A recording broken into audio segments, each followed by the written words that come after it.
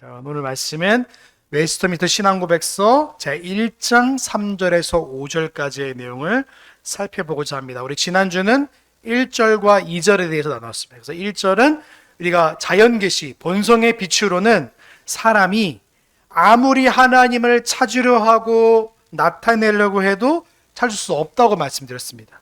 그래서 이전에 있던 계시의 방법, 꿈이나 환상이나 아니면 여러 가지 방법을 통해서 하나님이 계시해 주신 것은 이미 성경이 완성되었기 때문에 더 이상 성경에 기록되지 않아도 되는 이유가 있다고 말씀드렸어요.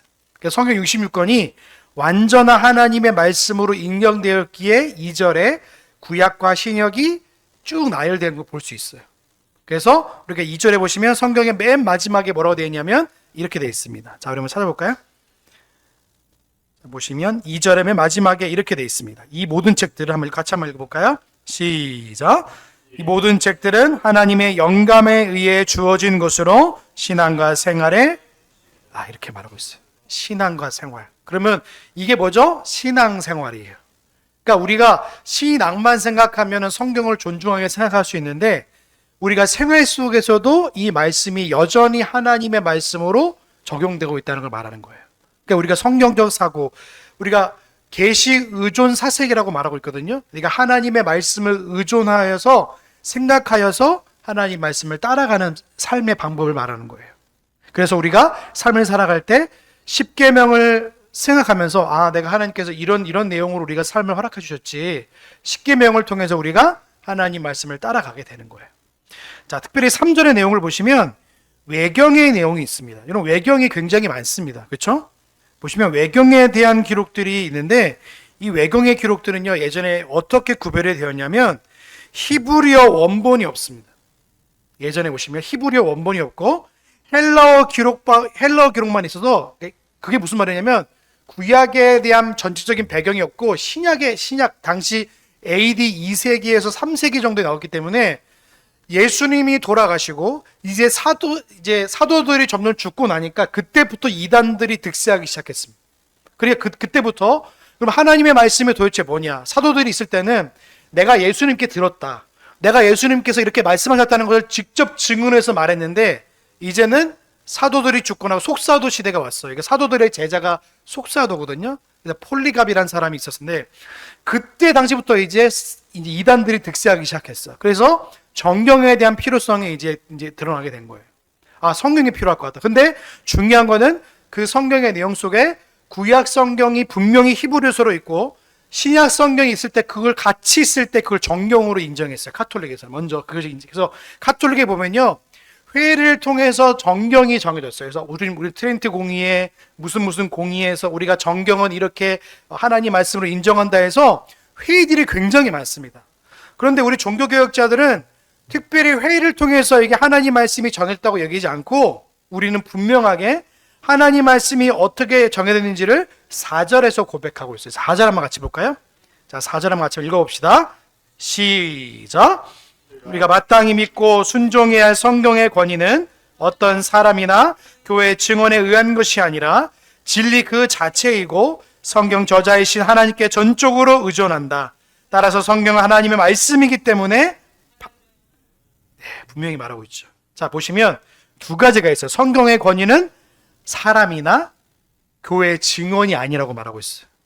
여러분, 카톨릭이 우리를 공격할 때 뭘로 공격하냐면 우리는 무슨 회의, 그리고 사도들의 기록들, 이런 것들이 있기 때문에 우리가 먼저 정통이다 이렇게 말해요. 그들이 말하는 건 뭐예요? 이런 회의와 이런 교부들의 이런 말들을 통해서 성경이 왔다고 말하는데 우리는 뭡니까? 그것조차도 하나님께서 성경을 보존하시고 지키셔서 지금까지 우리가 왔다고 믿는 거예요. 그러니까 뭡니까? 사람의 증언이나 교회의 증언이 아니라 하나님의 말씀 스스로가 그것을 지키고 인도하셨기 때문에 그것이 하나님의 말씀으로 믿는 거예요. 여러분, 제가 저번 주에도 제가 역사에 대해 잠깐 말씀드렸죠. 그 스코틀랜드 교회가요, 국민 언약이라는 것을 세우기 이전에 어떤 사건이 있었냐면 영국의 피해 여왕의 메리 엘리자베스 1세가 있었습니다. 엘리자베스 1세는요 카톨릭 교도였기 때문에 누굴 탄압하고 싶어요? 당시 개신교도들을 탄압하고 싶은 거예요. 그 청교도들을 탄압하고 싶은 거예요. 그러니까 이들을 어떻게 탄압하느냐? 죽음으로 탄압했습니다. 가처시 죽였습니다. 그래가지고 영국에는 어느 정도 정리가 됐는데 스코틀랜드가 걱정이에요. 왜냐하면 스코틀랜드는 이미 제네바에서부터 그걸 성교육을 받았던 존 낙스라는 신학자가 이미 스코틀랜드 나라가 이미 하나님의 말씀에 든든하게 서 있기 때문에 웬만하면 흔들리지 않는 거예요. 피에 메리가 협박 편지를 썼습니다. 야, 너네 스코틀랜드 사람들 나한테 복종하지 않으면, 나 왕한테 복종하지 않으면 너네 진짜 큰일을 당할 수도 있어. 근데 존 낙스는 거기에 굴하지 않아요. 편지를 대봤습니다. 그래가지고 편지를 다 했어요. 왕이신 당신을 누가 세우는지를 보십시오. 하나님이 당신을 쳤습니다. 우리에게는 두 왕국이 있습니다. 이렇게 말해요. 하나는 하나님이 세운 왕국이고, 하나는 지금 보여지는 왕을 세운 왕인데, 그 왕도 당신도 하나님이 세우셨습니다. 그런데 우리는 그리스도의 왕국을 더 존귀하게 여기는 자들입니다. 그렇게 해서 막 싸운 거예요. 이게 만약에 예를 들어서 종교개혁이 이미 스코틀랜드에 일어나지 않았다면 아마 피에 메리한테 아마 스코틀랜드로 먹혔을 겁니다. 그래서 국민언학도 없었을 거예요. 근데 그 말씀에 대한 정확성과 이 말씀을 하나님 말씀으로 믿기 때문에 아무리 외부적으로 이 피에 메리가 아무리 협박하고 아무리 죽이려고 해도요, 흔들리지 않았던 거예요. 여러분, 우리는 분명히 기억하십시오. 우리가 마땅히 믿고 순종해야 될 성경의 권위는 어디서부터 오는 거예요? 하나님으로부터 오는 겁니다. 교회의 증언이나 사람의 증언에서부터 오는 게 아니에요. 제가 정동수 목사를 굉장히 좀 별로 안 좋아하는데 사랑침례교회라는 교회가 있습니다. 그래서 킹 제임스 버전을 유일한 하나님의 말씀으로 믿는 데예요. 다른 번역본은 다 이단들이 쓴 거예요. 제가 저번에 말씀드렸죠. 제임스 1세가 시켜서 성공의 성령으로 만든 게 킹 제임스 버전이라고 제가 말씀드렸어요. 그러니까 왕의 권한을 더 높이려고 성경을 만든 거예요. 그 의도가 굉장히 불순합니다. 그러니까 거기 안에 있는 주석들을 다 재서 왕에게 뭔가 좀 요만큼 틀이라도 있으면 왕의 권세를 넘보다 싶으면 다 잘라버렸어요. 그러니까 그 해석, 그 왕에 대한 해석, 그 헤로드 왕에 대한 요한이 지적하는 것까지도 해석을 가해버렸어요. 그렇죠. 완전 요한이 그랬잖아요. 너 지금부터 동상의 아내를 취할 수 있느냐고 했는데 이게 꺼들린 거예요. 제임스 1세가. 그러니까 이것조차도 번역하라는 거예요. 그러니까 하나님의 말씀을 내 정치적 의도에 따라서 해석해 버리다 보니까 아무리 좋은 신학자가 그 성경을 해석할지라도 왕의 의견이 너무 첨가되기 때문에 굉장히 주의해서 읽으셔야 됩니다. 킹 제임스 버전도 물론 좋은 성경이기도 합니다. 하지만 그것도 주의해서 읽으셔야 돼요. 왜냐하면 왕의 의도가 이미 충분히 담겨있기 때문에 그런 거예요. 성공의 신학들이요, 거기에 들어가 있어요. 인연 중에. 그러니까 우리가 킹 제임스 버전을 보더라도 이런 관점을 가지고 보지 않으면요, 왜 왕에게 이렇게 했지라고 하는 의문점이 떠오를 수밖에 없는 거예요. 그러니까 우리가 하나님의 말씀을 누군가의 권위와 누군가의 사람의 증언에 따라 성경이 만약 이제까지 흘러왔으면요, 성경의 객관성이 하나님의 말씀이라는 사실을 잘 인지하고 받아들이지 못하는 거예요. 이거 마치 교회가 인정했기 때문에 성경을 받아들였다? 이거는 카톨릭의 입장입니다. 우리 종교개혁에 있는 우리 개혁교회는요, 이걸 하나님께서 이 말씀을 지금까지 보존해서 지키셔서 성도들에게 왔다고 믿는 사람들인 거예요. 그래서 웨스트민스터 신앙고백서 분명히 3절부터 4절에서 이거는 사람의 생각이나 사람의 교회 증언 때문에 성경이 66권에 정해진 것이 아니라 이것조차도 성경이 흘러오는 정경사조차도 하나님께서 그것들을 보존하시고 지키셔서 66권이 됐다고 말씀하고 있는 거예요. 그것을 더 전문적인 신학적 용어로 말하면 신적 권위라고 말합니다. 신적인 권위. 하나님께서 이 말씀을 분명히 지키시고 인도하셨기 때문에 그 말씀을 우리가 받아들여야 된다고 분명히 말하고 있는 거예요. 자, 우리 5절에 있는 말씀을 같이 한번 읽어볼까요? 5절의 말씀 우리 한번 같이 보겠습니다. 시작. 우리는 교회의 증언으로 감동되거나 인도되어 성경을 최고로 또는 거룩히 존중할 수 있다. 그리고 내용의 신성함, 교리의 유효성, 문체의 장엄성, 모든 부분의 통일성, 모든 영광을 하나님께 돌리는 전체의 목적, 인간의 구원의 유일한 방법에 대한 충분한 제시, 비교할 수 없는 많은 탁월성, 성경의 전체적 완전성 등은 성경이 하나님의 말씀이라는 것을 충분히 자증하는 증거들이다. 그럼에도 성경의 무한 진리와 신적 권위에 대한 충분한 납득과 확신은 우리의 마음속에 말씀에 의해 말씀과 함께 증거하시는 성령님의 내적 사역에서부터 오는 것이다. 그러니까 한마디로 말하면 이 말씀이 하나님의 말씀인데 이것을 말씀하시는 성령 하나님께서 이걸 증언하시기 때문에 성경의 원 저자는 오늘 누구십니까? 성령 하나님이세요. 또 다른 말로 하면 삼위일체 하나님이신 거예요. 그래서 5절의 첫 번째 보시면 교회의 증언 때문에 감동됨으로 인도 성령의 최고로 종도는 거룩히 존중할 수 있습니다. 그런 것도 존중하는 거예요. 왜냐하면 교회 회의들을 아예 무시하는 게 아니라 그런 것조차도 하나님의 인도하심에 있다는 것 때문에 우리가 그걸 존중하는 거지, 사람의 말 때문에, 사람이 어떤 회의 때문에 성경이 이렇게 흘러왔습니다가 때문에 존중하는 게 아니에요. 하나님이 지키셨기 때문에 그 회의가 열려졌고 그것 때문에 성경이 66권이라는 것을 확정되었음을, 그것을 우리가 존중하는 거라고 지금 말하고 있는 거예요. 자, 그리고 두 번째 보시면 내용의 신성함, 교리의 유효성 이렇게 말하고 있습니다. 여러분, 그래서 보시면 내용의 신성함이 뭐냐면 하나님이 이것을 충분하게 계시해 주셔서 성경으로 하여금 성경이 해석되게끔 말씀하셨어요. 그래서 우리는 인간의 객관성을 굉장히 조심하셔야 됩니다.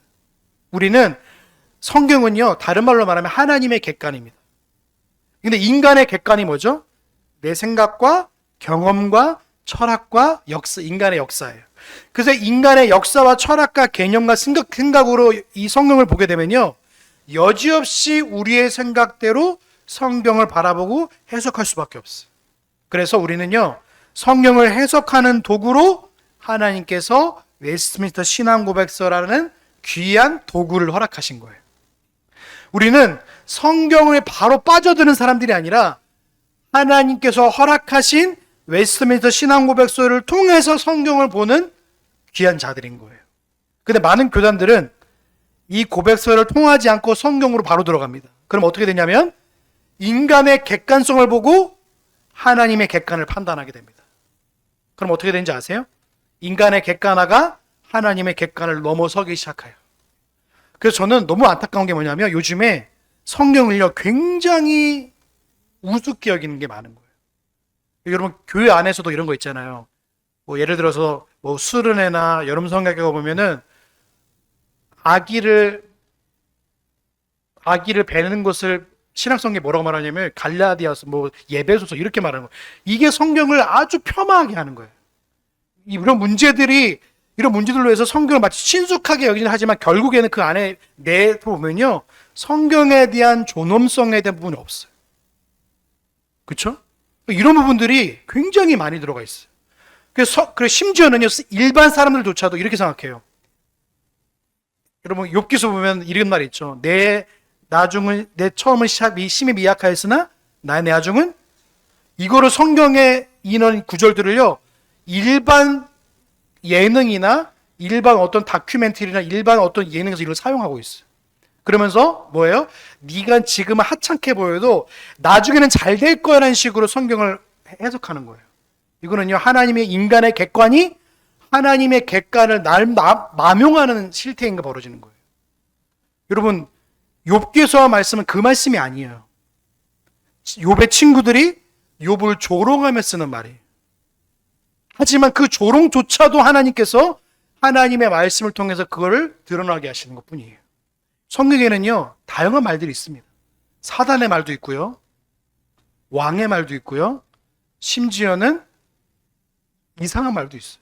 근데 그 이상한 말조차도요, 사단의 말조차도요, 하나님의 의도로, 하나님의 말씀으로 우리가 여긴 게 뭐냐면 그걸 통해서 하나님의 뜻이 드러났기 때문에 그걸 받는 거예요. 욥기서 보시면 사단의 말도 나옵니다. 그리고 마태복음, 사복음에서 보면 사단의 말도 나와요. 사단의 시험도 나오고. 그러면 이거는 사단의 말이 아니냐라고 우리가 반문할 수 있겠죠. 그런데 그것조차도 하나님의 선하심을 드러내기 위한 도구로 쓰여지는 거예요. 그 성경이 얼마나 장엄한 문체로 통일성을 가지고 지금까지 왔는지를 살펴보시면 인간의 객관과 인간의 생각과 인간의 철학으로 성경을 함부로 대하기 시작하는 순간에 어떻게 되냐면 인간의 자의적 해석이 난무하게 되는 거예요. 그래서 저는 조심할 게 뭐냐면 목사님들이 웨스트민스터 신앙 고백서를 잘 읽고 잘 보면서 성경을 바라보지 않고 성도들이 이걸 보지 않고 성경을 바로 들어가 버리면 무슨 문제가 생기냐면 제가 저번 주에도 말씀드렸지만 이 말씀을 기록한 저자의 의도대로 성경을 볼 수밖에 없는 거예요. 그래서 모세오경을 볼 때 모세의 신학이라고 그래요. 그래서 통합적 교단 같은 경우에는 이게 정경사를 배우는 게 아니라 보시면 각 권으로 배웁니다. 그래서 뭐 모세오경 해가지고 창세기, 출애굽기, 레위기, 민수기, 신명기 해가지고 요거대로 보고 따로 떼어서 보고. 그러니까 이 사람들이 말한 게 뭐냐면 모세의 신학이다 이거는. 그러면 모세의 신학이랑 나중에 저기 가서 바울의 신학이랑 부딪히면 누가 이길 거예요? 이렇게 싸움을 붙이고 있는 거예요. 왜요? 성경을 따로 인간의 객관화를 가지고 성경을 객관화시키려고 그러는 거예요. 그러면 일반 책으로 그러니까 뭐냐요? 성경을 편집술로 보는 거예요. 성경이 편집됐다는 거예요. 그러니까 이거는 하나님 말씀이고 이건 하나님이 말씀이 아닐 수도 있다고 생각하는 거예요. 그 성경에 가장 중요한 하나님께서 이 말씀을 지키시고 보호하시고 인도했다는 사실을 자꾸 무시해버리는 거예요. 그럼 사람이 어떻게 생각하겠습니까? 그러면 이건 하나님 말씀일 수도 있고 아닐 수도 있다고 생각하는 거예요. 그럼 성도들이 이 말씀을 제대로 하나님 말씀 믿을까요? 믿어요. 구약 터부시가 나오는 거예요. 그래서 왜요? 구약은 옛날 성경이니까 옛날에 쓰여진 하나님 말씀이니까 최근에 나온 신약 성경이 더 하나님 말씀이라고 믿는 거예요. 이런 오류가 벌어지는 거예요. 신구약을 따로 보게 되는 거예요. 그래서 이게 뭡니까? 오늘날 말하고 있는 성경 신학의 함정인 거예요. 우리는 하나님의 말씀을 신구약에 있는 말씀을 다 하나님의 말씀으로 받아들인 사람들이지 따로 해석해서 따로 국밥을 만든 사람들이 아니에요. 근데 오늘날 이런 시도들이 굉장히 많이 일어납니다. 그런데 지금 5절에 보시면, 그래서 뒤에 보시면 문체의 장엄함, 모든 부분의 통일성, 모든 영광을 하나님께 돌리는 전체적인 목적이 있어요. 그래서 이걸 통해서 하나님의 영광이 돌려지고 또 사람이 어떻게 하나님을 믿을까에 대한 부분이 성경에 나와 있는 거예요. 여러분, 우리는 하나님의 말씀을 이런 식으로 바라보지 않으면요, 인간의 객관화가 자꾸만 하나님의 객관을 뛰어넘으려는 죄성이 자꾸 드러나게 되는 거예요. 오늘날 신학자들이 하는 행태들이 다 이렇습니다. 오늘날 거기 유학만 갔다 오면요, 목사님들이 뭘 배우고 오는지 아세요? 유럽에서 변질된 신학들을 가지고 들어와요, 한국에. 그래서 자연신학이 들어오는 거예요. 자연신학이 뭐냐면 하나님의 말씀, 자연 만물들이란 신학을, 자연 만물을 하나님이 주셨으니까 그것들을 보존해다. 자유주의 신학 같이 들어오는, 자유주의 신학이 자연스럽게 들어오는 거예요. 수입되어가지고 역수입에서 들어오는 겁니다. 그러니까 그게 들어오니까 하나님 말씀을 자연신학으로 해석하니까 어떻게 됩니까? 이건 하나님 말씀인데 우리는 이렇게 보지 않아. 따로 봐. 이렇게 되는 거예요. 여러분, 이거는요, 종교개혁 지금 500년이 넘어가는데 조선시대에 만들어진 거예요. 근데 왜 오늘날 우리가 이걸 왜 따라갈까요? 신학자들이요, 이거를 성경을 치열하게 연구해서 이거를 만들어서 하나님의 말씀을 더 밝히 알 수 있도록 교회에게 주신 하나님의 선물인 거예요. 그래서 성경을 더 하나님의 말씀으로 하나님의 뜻을 받들기 위해서 웨스트민스터 신앙 고백서라는 도구를 허락하신 거예요. 장로교회. 근데 장로교회 허락하셨는데 웨스트민스터 신학 고백서를 잘 얘기하지 않으면 목사님들이 자꾸 어떻게 되냐면 목사님이 자기 신앙을 가지고 자기가 배웠던 거 가지고 자기 객관화를 가지고 하나님의 객관화에 자꾸 도전하게 돼버리는 거예요. 그럼 내가 하나님 말씀 앞에 이렇게 해석하는데 내 주관적인 해석을 가지고 하나님 말씀을 해석하다 보니까 자꾸 부딪히는 겁니다. 교회가 제가 저번에도 말씀드렸지만 교회 분쟁의 첫 번째 원인이 뭐냐면 원로 목사님의 신학과 담임 목사님의 신학이 맞지 않기 때문에 그러는 거예요. 장로교 신학은요, 같은 공교를 이루어가는 신학이기 때문에요, 원로 목사님이 말해도 담임 목사님이 똑같은 말을 할 수밖에 없어요. 하나의 신앙 고백서를 가지고 성도들을 가르치고 나누기 때문에. 근데 원로 목사님의 신학이 웨스터민스터 신앙 고백서와 저 멀리 떠나가 있다가 담임 목사님이 웨스터민스터 고백서를 고백하면 전혀 딴 얘기를 할 수밖에 없는 거예요. 원로 목사님이 막 성도들, 제가 어떤 교회를 봤는데 너무 안타까운 게 뭐냐면, 원로 목사님이요, 막 신유사역했던 분이에요.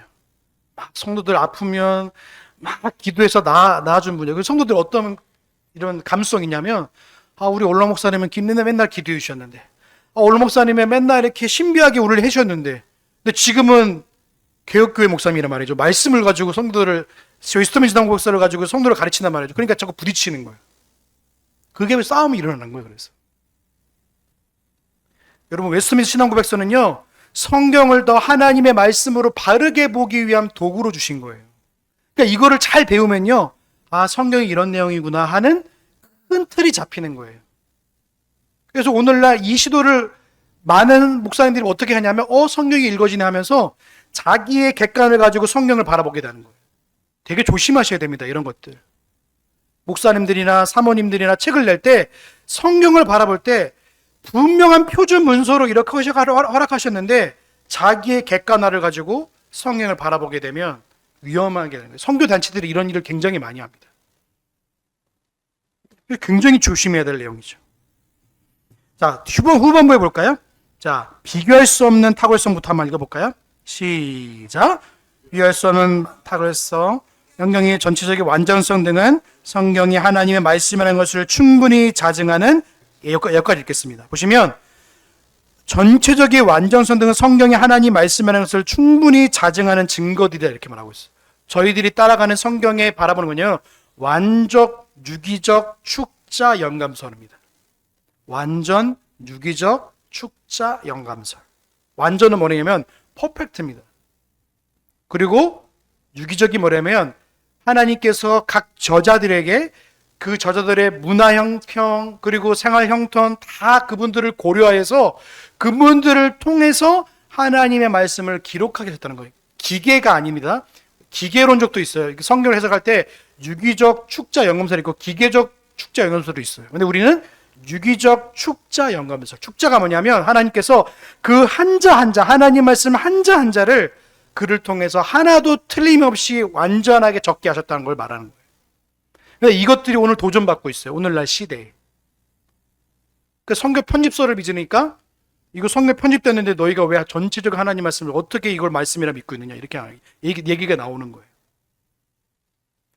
그러니까 웨스터민스터 신앙고백서가 왜 성경을 이렇게 자세하게 다루냐면 이것이 하나님의 말씀이라는 것을 분명하게 우리가 선을 긋고 시작하지 않으면 그 도전들이 우리에게 오는 거야. 이거 편집설인데, 이거는 모세가 편집했고, 이건 누가 편집했고, 이거는 누가 사람의 손이 됐는데, 그러면 하나님 말씀이 아니잖아 라고 배우는 거예요. 여러분, 이 모든 것은 하나님의 말씀으로 그 저자들로 하여금 하나님이 성경을 기록하게 하셨고, 그 원기록자가 누구시라고 아까 말씀드렸어요? 성령 하나님이에요. 성령 하나님. 성령 하나님께서 모세를 통해서, 또 성령의 바울을 통해서, 베드로를 통해서, 요한을 통해서 성경을 기록하게 하신 거예요. 그러니까 이게 하나님의 말씀이라는 사실을 우리가 어떤 교회의 증언이나 사람의 말 때문에 하나님의 말씀이 아니라 스스로 하나님의 말씀을 스스로 하나님께서 지키셔서 그거를 우리에게 보여주시고 계시로 허락하신 거예요. 그래서 그 말씀들이 우리에게 왔기 때문에 뒤에 보시면 이렇게 되어 있어요. 자, 그럼에도 불구하고 읽어볼까요? 시작.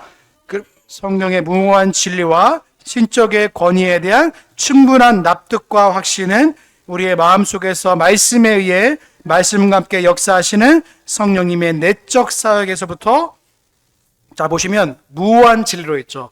무한 진리가 뭐냐면 하나도 틀림이 없다는 거예요.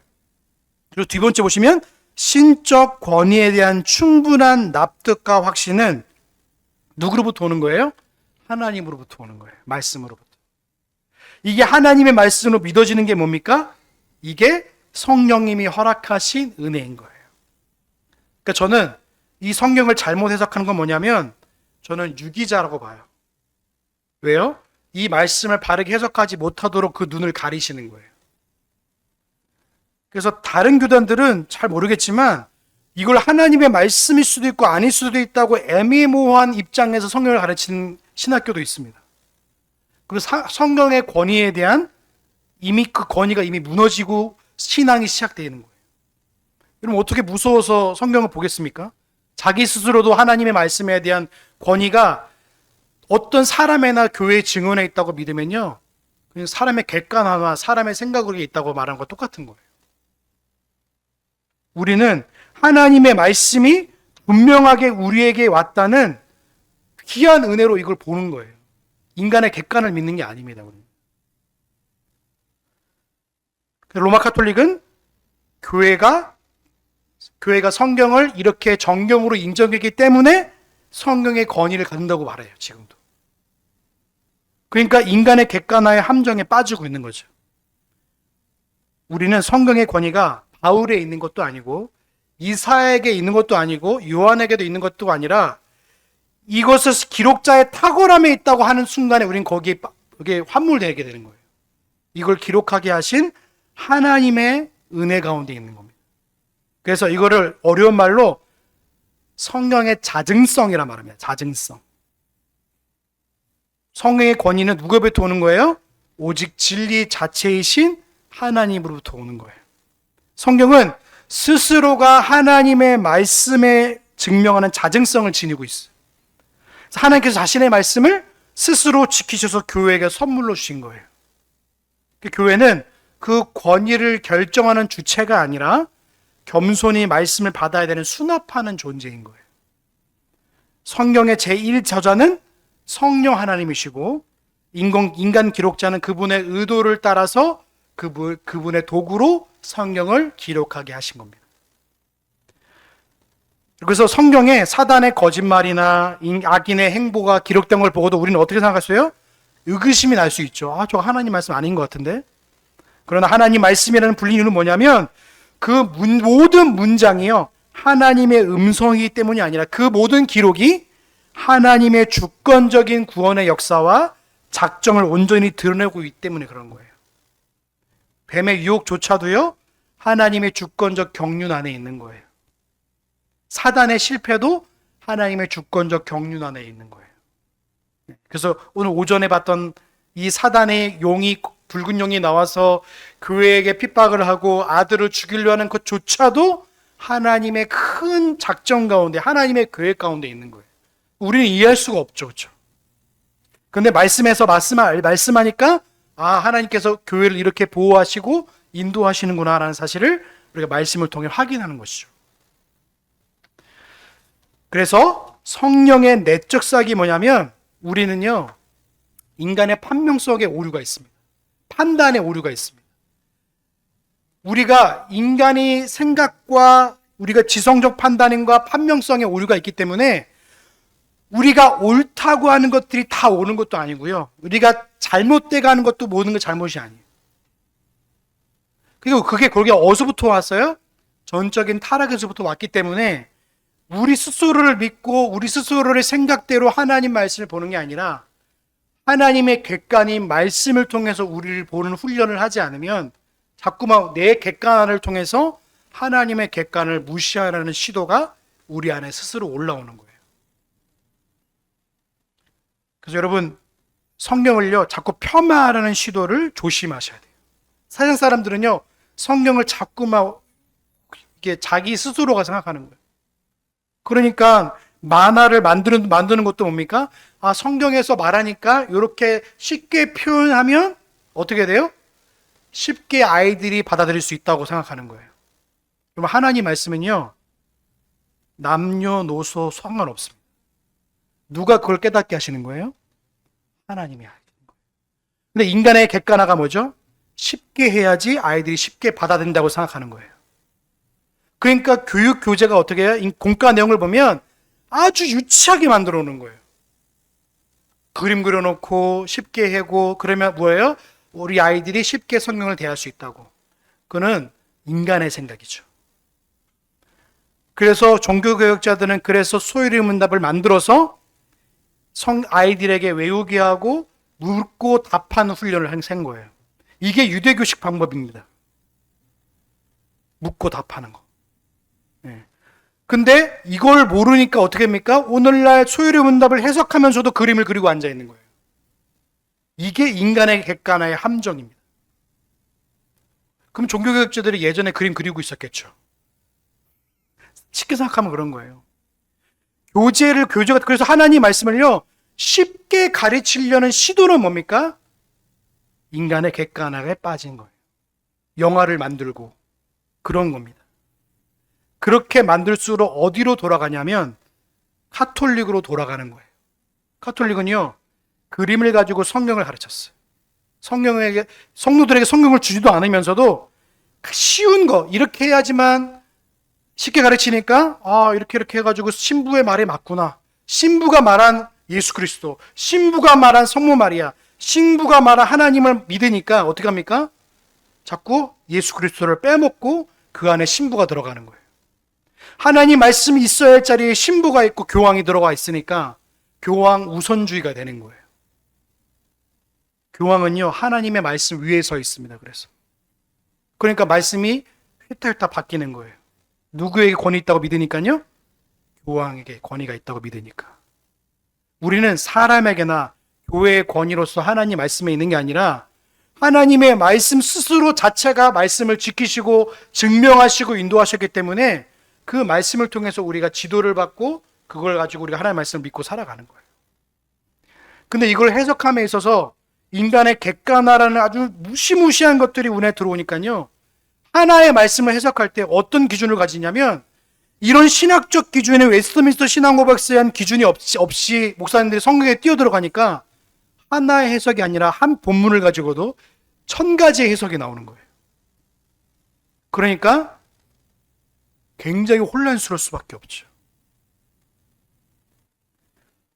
여러분 우리 이 지성은요 굉장히 연약하고 주관적입니다.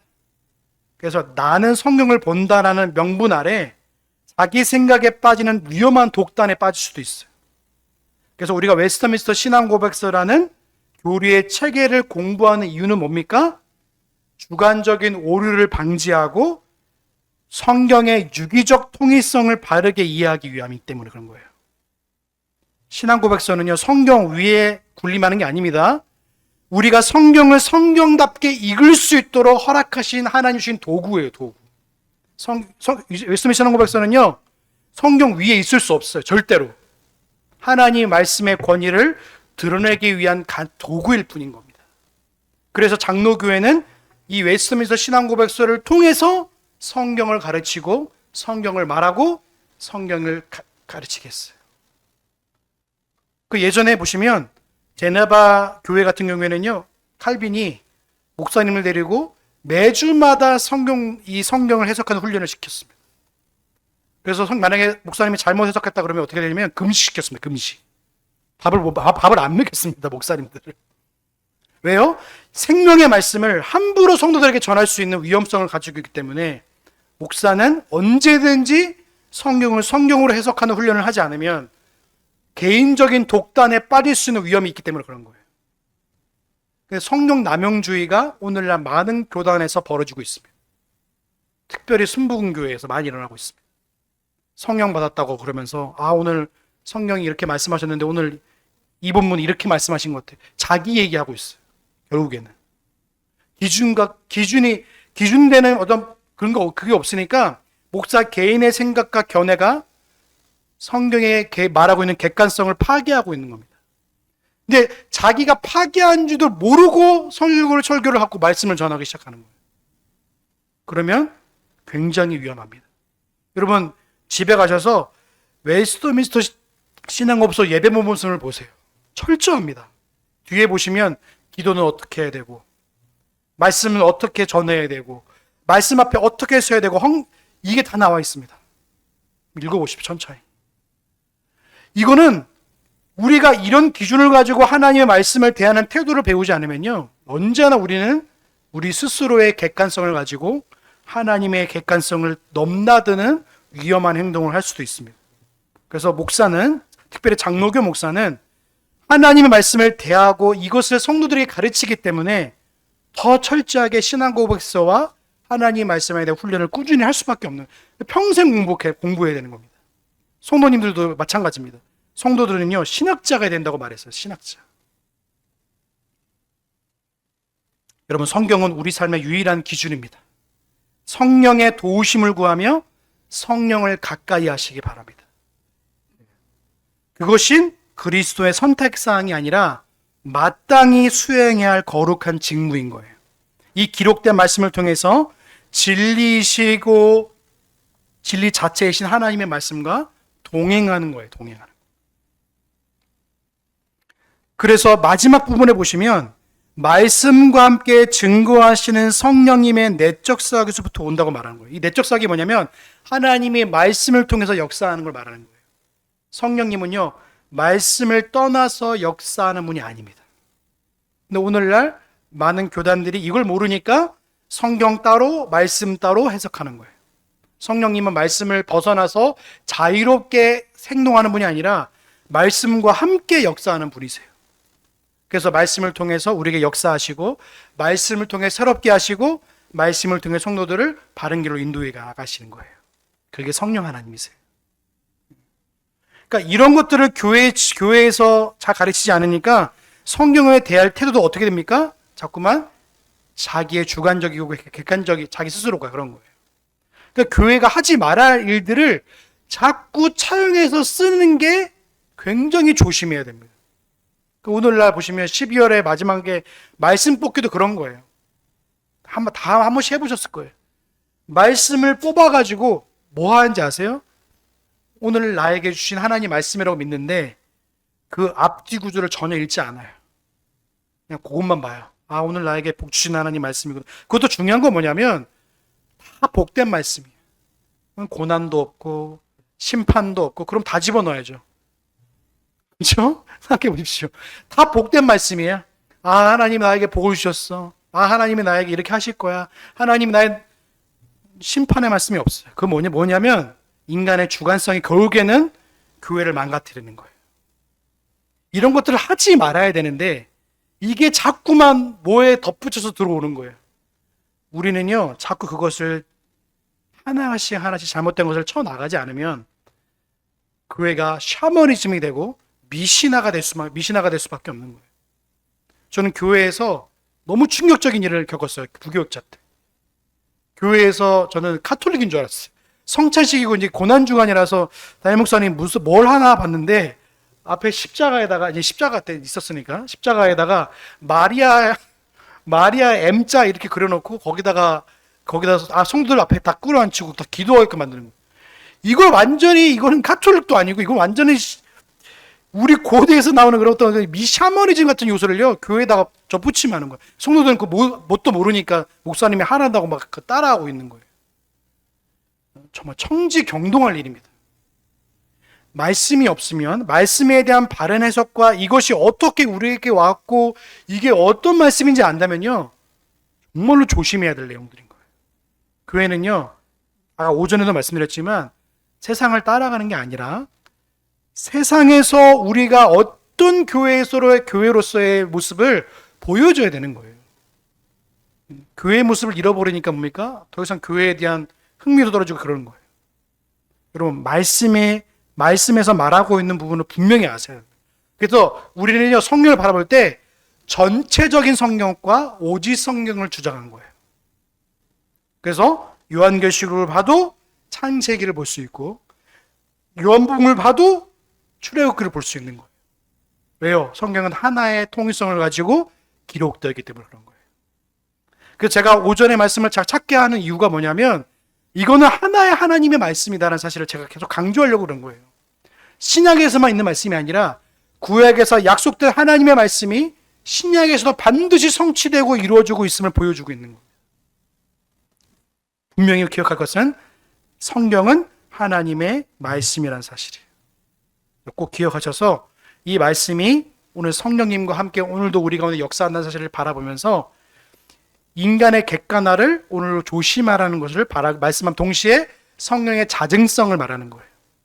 여러분 한 주간도요 이 말씀이 하나님 말씀으로서 우리 왔기 때문에 교리서와 함께 말씀을 잘 읽어나가시기 바라요.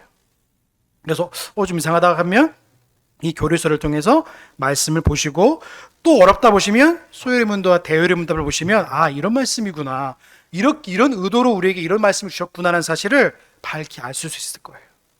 그래서 성경 66권을 요약해서 만든 걸 웨스트민스터 신앙고백서로 보시면 돼요. 그래서 성경에서부터 새우 식판까지 나와 있는 거예요. 여러분 한 주간도 이 은혜의 말씀을 가지고 한 주간도 살아가시길 주의 이름으로 소망합니다. 기도하겠습니다. 사랑의 하나님, 감사합니다. 오늘 우리에게 성경의 자증성과 인간의 객관성의 위험에 대해서 말씀을 살폈습니다. 하나님, 우리가 기록된 하나님의 말씀을 가지고 살아갈 때마다 66권이 단순히 사람에 의해서 교회의 증언에 따라, 어떤 교회의 계획에 따라서 말씀이 우리에게 온 것이 아니라 이 말씀이 하나님의 말씀으로 지켜졌기에 오늘 우리에게 왔다는 것을 믿습니다. 그래서 66권을 통하여서 하나님 통일된 하나님의 계시가 완전하게 기록되었고, 또 우리에게 그 말씀을 통해 생활과 삶의 유일한 규칙임을 알았사오니 한 주간도 이 말씀을 가지고 살아갈 수 있도록 은혜를 더하여 주시옵소서. 감사 영광 올려드리오며 우리의 구원의 소망 되신 예수님의 이름으로 감사하며 기도하옵나이다.